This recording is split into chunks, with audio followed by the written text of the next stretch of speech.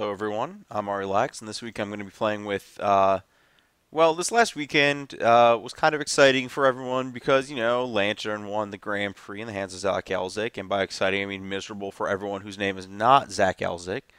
But, congratulations Zach, and may many more people be made miserable by sitting there getting their deck milled slowly while they draw absolutely nothing forever.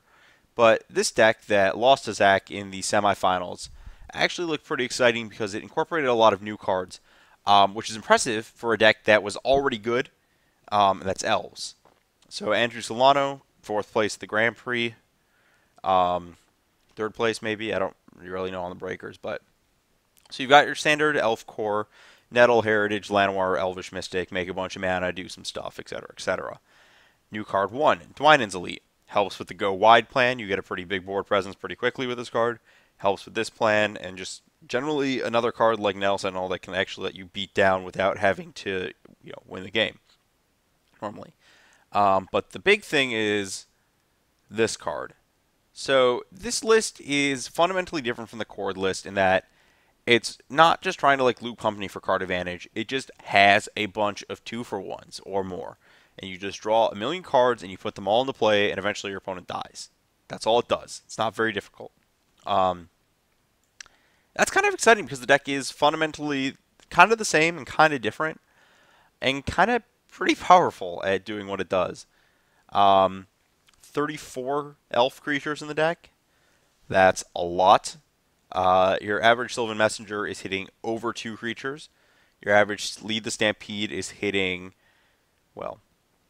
3 out of 5 would be 36, so 2 to 3 creatures on average. That's pretty crazy. Yeah, I think this deck looks very, very good for being just fair and making creatures. But if Naya Allies last week was just fair and making creatures, this deck has to be pretty good as well. Because that deck's...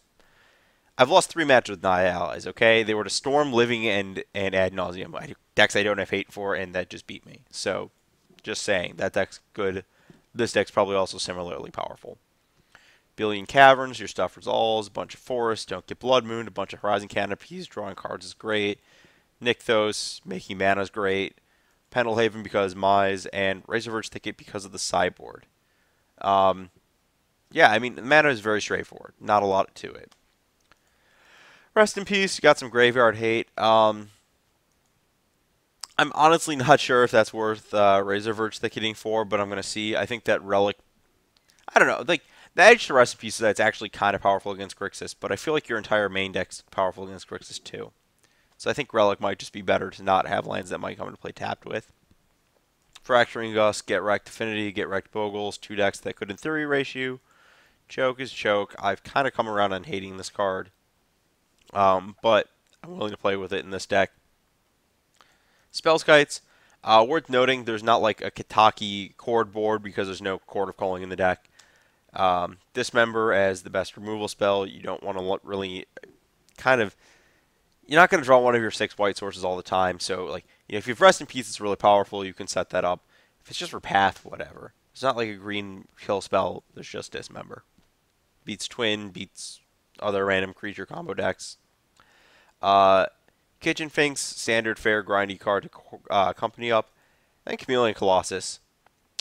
Turns out this card just kind of doesn't die.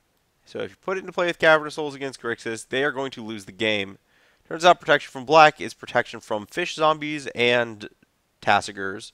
And it can't be terminated, it can't be bolted, it doesn't die at all. Protection from black is really, really good right now.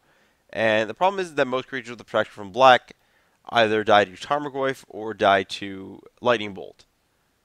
This card doesn't do either of those. It's just freaking big, and it becomes an 8/8, and Tarmogoyf dies under it. So, this is a pretty good anti-fair card. I'm kind of excited that it's been rediscovered. Also, it's got kind of the coolest art, so... Look at that dude.